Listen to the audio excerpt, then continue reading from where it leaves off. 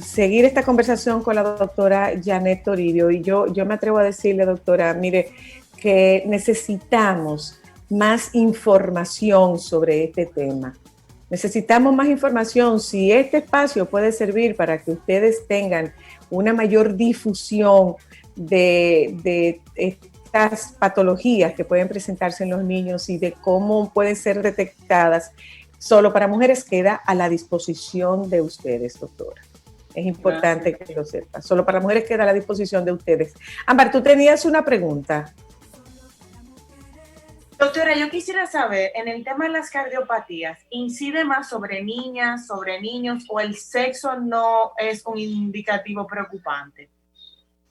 Por cada cardiopatía existe un ligero predominio de un sexo específico, pero no es igual para todo el mundo. Hay más de 90 cardiopatías congénitas, mucho mayor que en el adulto. Más de 90 cardiopatías.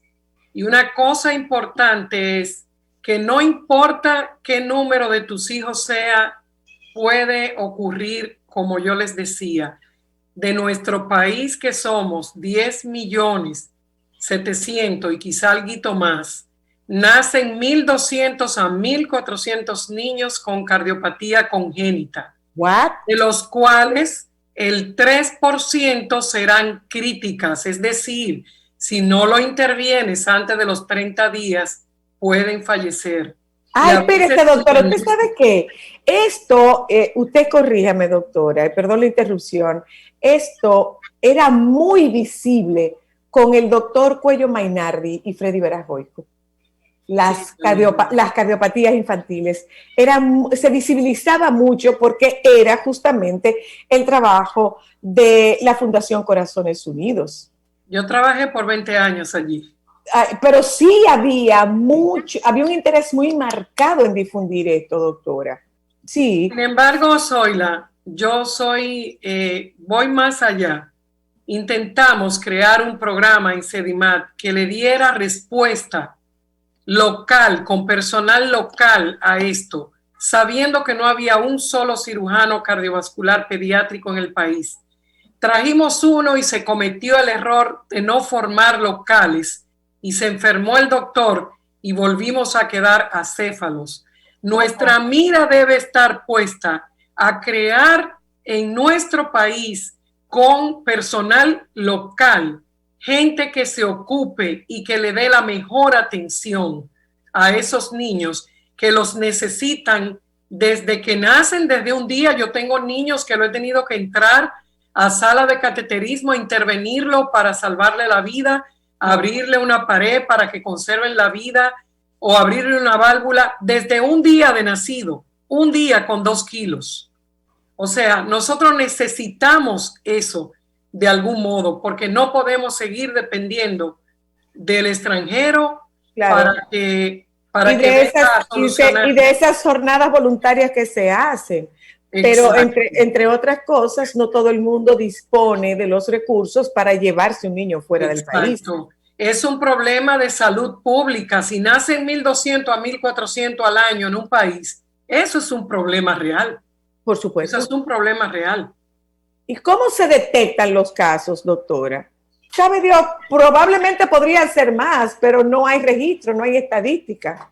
Exacto. Realmente se hacen, el obstetra sonografista, si nota algún problema, alguna diferencia entre las cavidades, el tamaño o la función, o que está taquicárdico, lo manda al cardiólogo, y el resto lo debe notar la madre y acudir al pediatra, y el pediatra de inmediato enviarlo. Los pediatras y perinatólogos están haciendo ahora algo que considero muy importante y que considero digno o sea, han evolucionado hacia la mejoría, pero una maravilla. Ellos están tratando de hacer un examen protocolar en diferentes edades.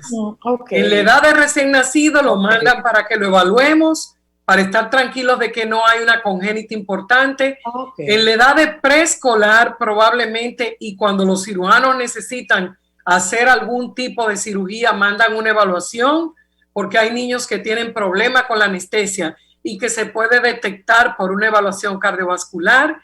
Y también en aquellos niños que hacen ejercicios de alto rendimiento, a los adolescentes, es obligatorio para evitar una muerte en la cancha que se pudo haber prevenido con una buena evaluación cardiovascular.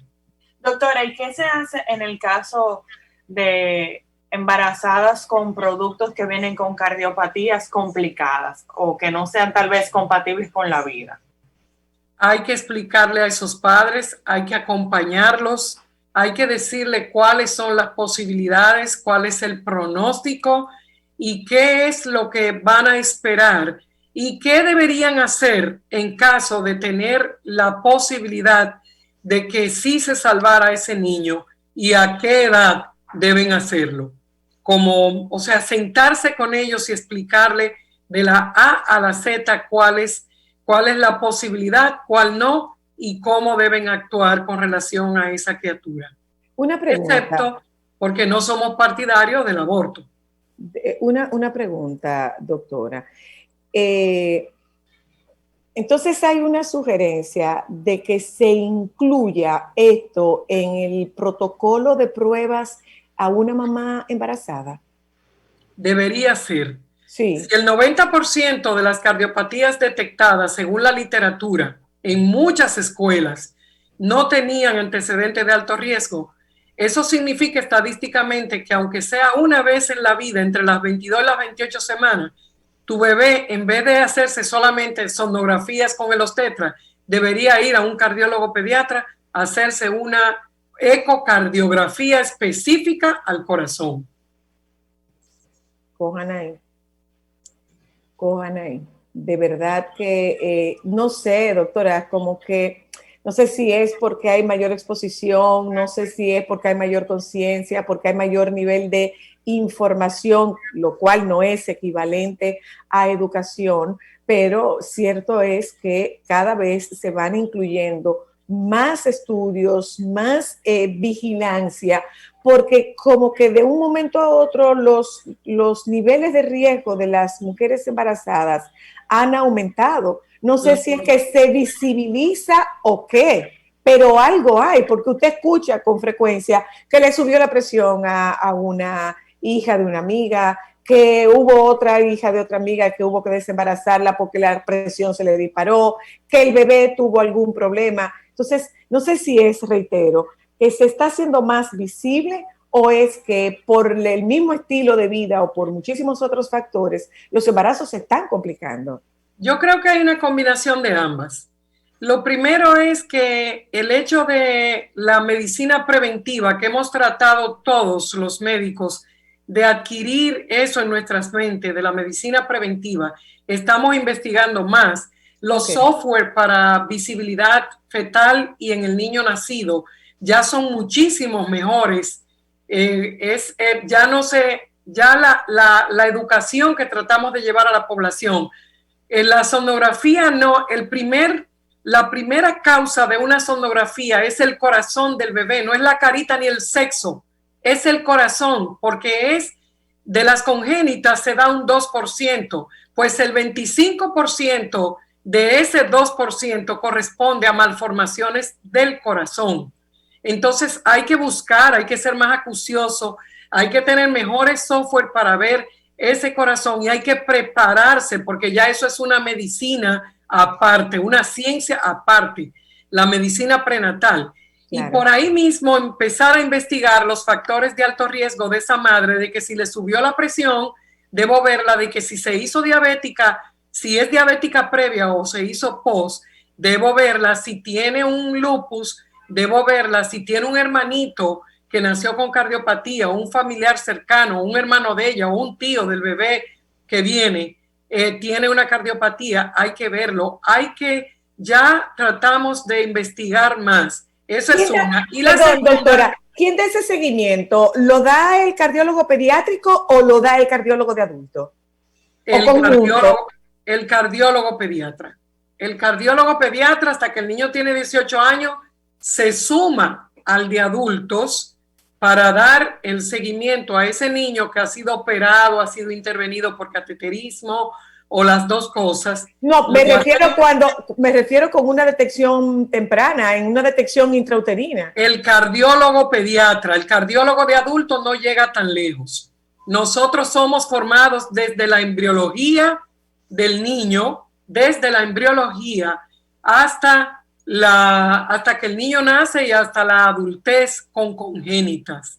Los de adultos ven más infartos, válvulas, dificultades en el músculo cardíaco mismo y la hipertensión adquirida, pero todo lo que es en defectos en niños o hipertensión en los pulmones, presión elevada en los pulmones, que lleva a un trasplante, lo vemos básicamente en la mayoría de los casos nosotros. Doctora, muchísimas gracias. Mire, a mí particularmente me abre una compuerta de inquietudes y creo que a quienes nos están escuchando en este momento también.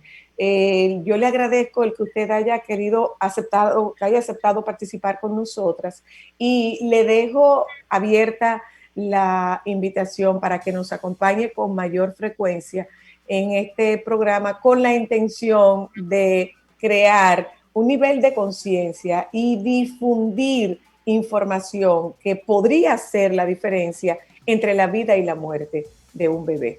Gracias, doctora. Muchísimas gracias. Un abrazo para usted. Gracias a ustedes. Gracias a todos ustedes que nos acompañaron en la tarde de hoy. Les pido ahora sí que tengan un muy buen fin de semana y que por favor hoy viernes se queden con los compañeros del Sol de la Tarde. Nos vemos el lunes.